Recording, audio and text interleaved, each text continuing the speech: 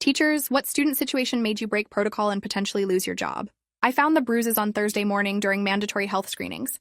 Liam Crawford was 14 years old, honor roll student, never caused problems in my chemistry class. When he pulled up his sleeve for the blood pressure cuff, I saw 5 distinct finger marks wrapped around his bicep in purple and yellow.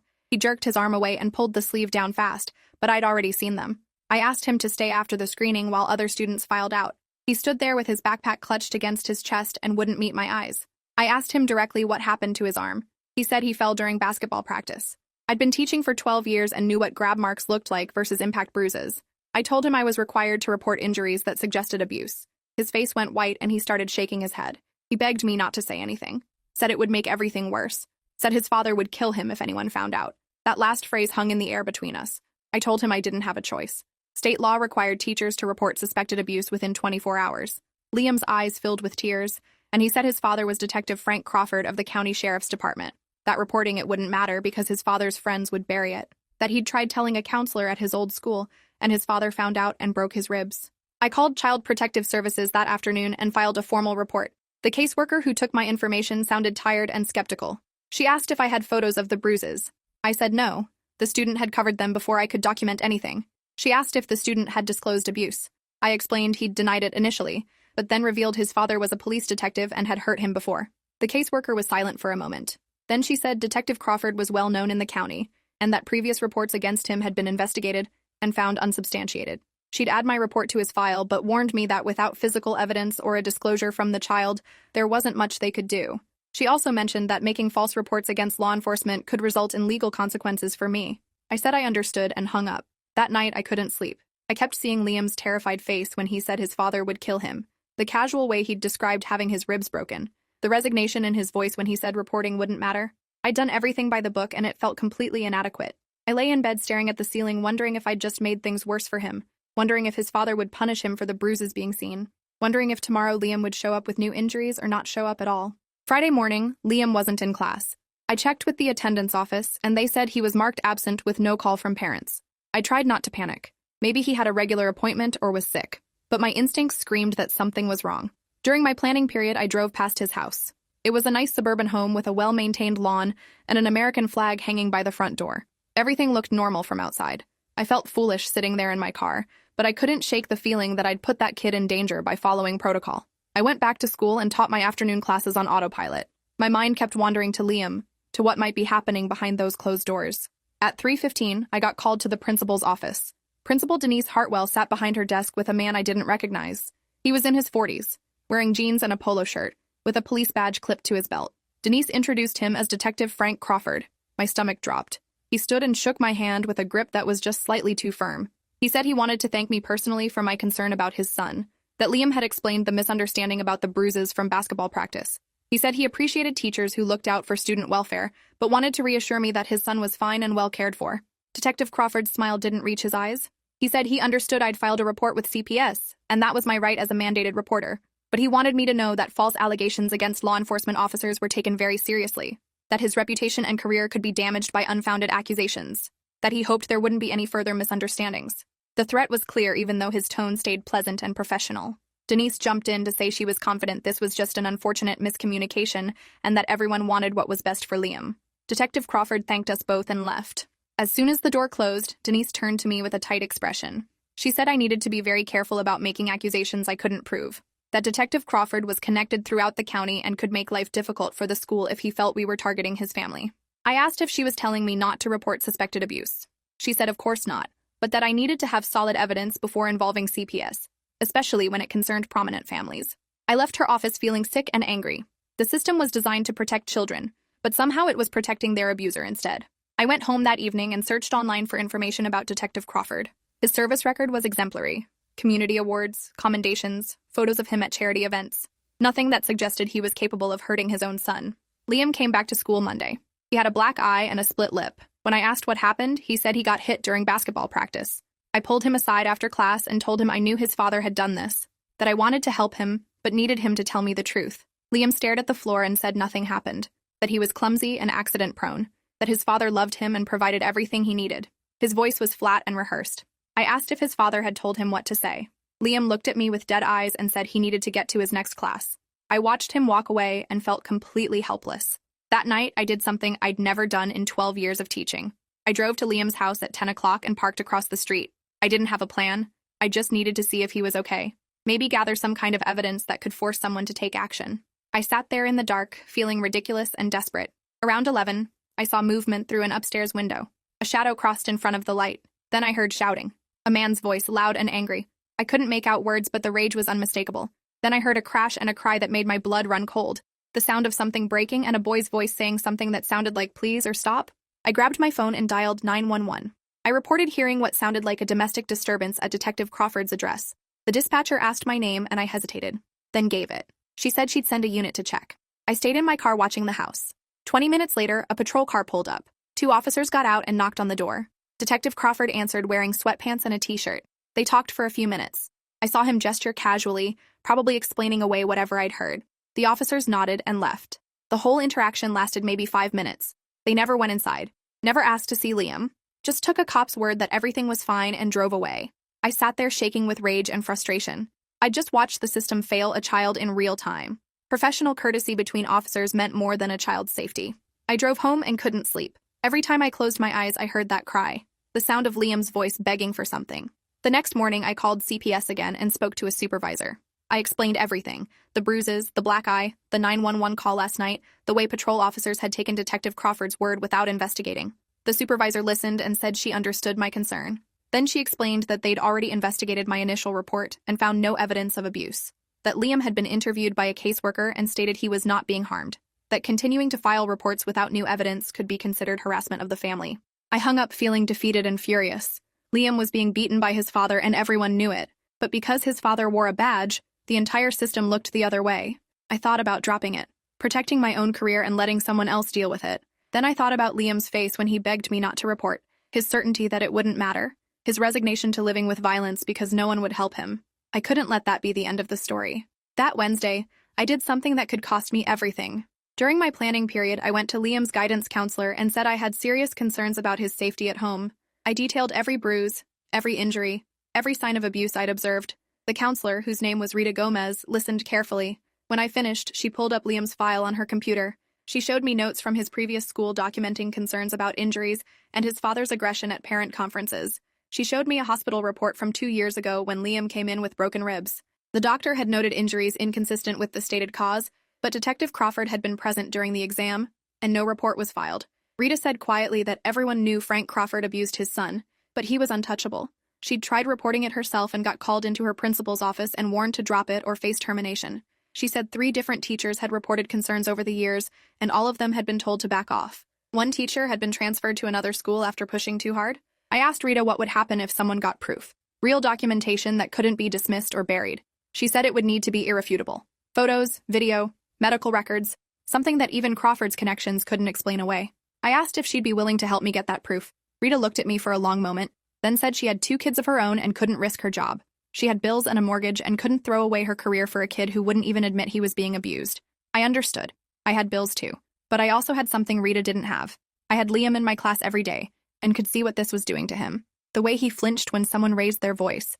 The way he isolated himself from other students. The way he was slowly disappearing into himself while everyone looked the other way. I told Rita I was going to get proof. That I needed her to be ready to act when I did.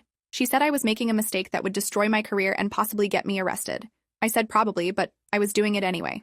That night, I bought a small camera that could record video continuously, the kind you could hide in a pen or a clock. I knew what I was planning was illegal, recording someone without consent, trespassing, stalking, but the legal route had failed completely. Every proper channel had been exhausted, and Liam was still getting beaten. I started following Detective Crawford's patterns. He worked day shift and got home around 6. Liam had basketball practice until 5:30, so there was usually a window when Crawford was home alone before his son arrived. I watched the house for 3 days, learning the routine. On Thursday evening, I did something I never thought I'd do. I snuck into their backyard while Crawford was in the shower. I'd seen the bathroom light go on through a window. I placed the camera on a fence post angled toward their back door and kitchen window. My hands were shaking so badly I almost dropped it twice. Then I got out of there as fast as I could. My heart was pounding so hard I thought I might pass out. I'd just committed a crime. If I got caught, I'd be arrested. If the camera was discovered, Crawford would know someone was watching, but I'd run out of legal options. The next day in class, Liam had a bruise on his cheekbone. When I asked about it, he said he'd walked into a door. I looked at that bruise and thought about the camera recording his backyard and kitchen. I felt sick about what I was doing but couldn't see another way. That evening, I went back and retrieved the camera around midnight. Nobody was outside and I was in and out in less than a minute. I drove home with the camera in my passenger seat, feeling terrified and determined in equal measure.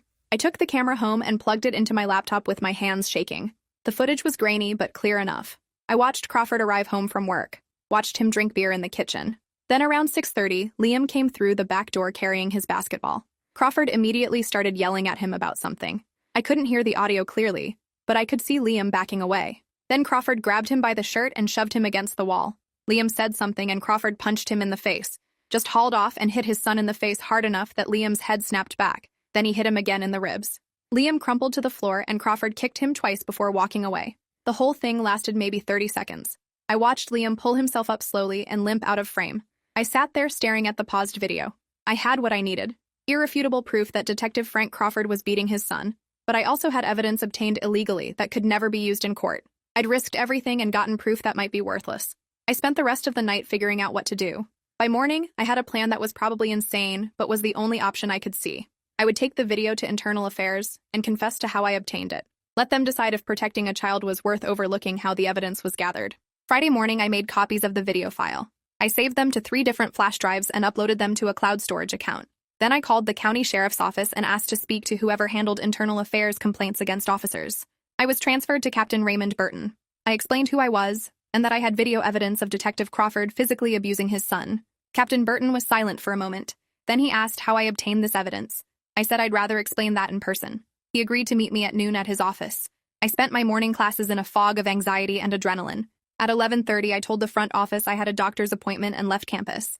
I drove to the sheriff's department with my laptop and 1 flash drive. Captain Burton was in his 50s with gray hair and a skeptical expression. He asked me to show him what I had. I played the video of Crawford beating Liam. Burton watched without comment. When it ended, he asked me again how I got this footage.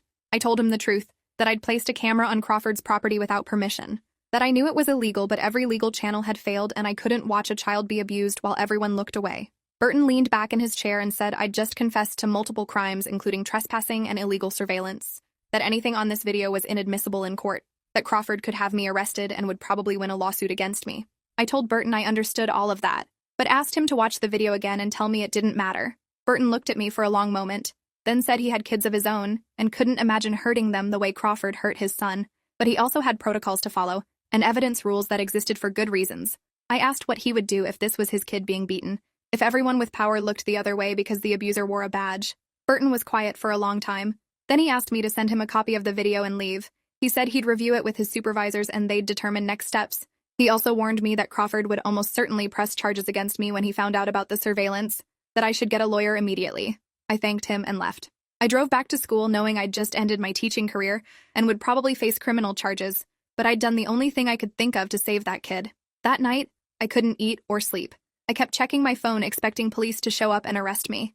Around 10, I got a call from an unknown number. It was Captain Burton. He said Internal Affairs was opening an investigation into Crawford based on my video and other evidence they'd uncovered, that they'd been getting complaints about Crawford for years, but never had proof this solid. He said Crawford was being placed on administrative leave pending the investigation. He also said Crawford had been informed about the surveillance video and was threatening legal action against me. Burton suggested I prepare for that. I asked about Liam, and Burton said they were working with CPS to ensure his safety during the investigation. Saturday morning, my principal called. Denise said she'd received notice that I was being placed on administrative leave pending an investigation into unauthorized surveillance of a student's family, that the district was taking this extremely seriously and I should not come to campus or contact any students, that I needed to meet with district administrators Monday morning. I said I understood. Denise asked why I'd done something so reckless and illegal. I told her because a child was being beaten and no one would help him. She said I'd thrown away my career and possibly my freedom for nothing, that the video couldn't be used in court and Crawford would never face charges, that I'd destroyed my life for a piece of evidence that was worthless. I hung up. On Sunday, the story hit local news. Teacher under investigation for illegal surveillance of sheriff's detective. The article painted me as an obsessed stalker who'd violated a family's privacy and broken multiple laws. It mentioned that Detective Crawford was also under investigation, but framed it as retaliation for my illegal actions. My phone started ringing with reporters wanting comments. I turned it off. Monday morning, I met with district lawyers and administrators. They informed me I was being terminated for gross misconduct, that recording someone without consent on private property was illegal, and the district couldn't employ someone who'd committed crimes in pursuit of a personal vendetta. I asked if they'd seen the video of Crawford beating his son. They said the video was inadmissible and possibly fabricated, that I had no proof of anything except my own illegal behavior. I cleaned out my classroom that afternoon under the watch of security. 12 years of teaching and student art projects and science trophies all stuffed into boxes. I saw Rita in the hallway and she looked away. I saw other teachers I'd worked with for years avoid making eye contact. I was a pariah now, the teacher who'd crossed the line and lost her mind. As I loaded the last box into my car, I saw Liam standing near the building watching me.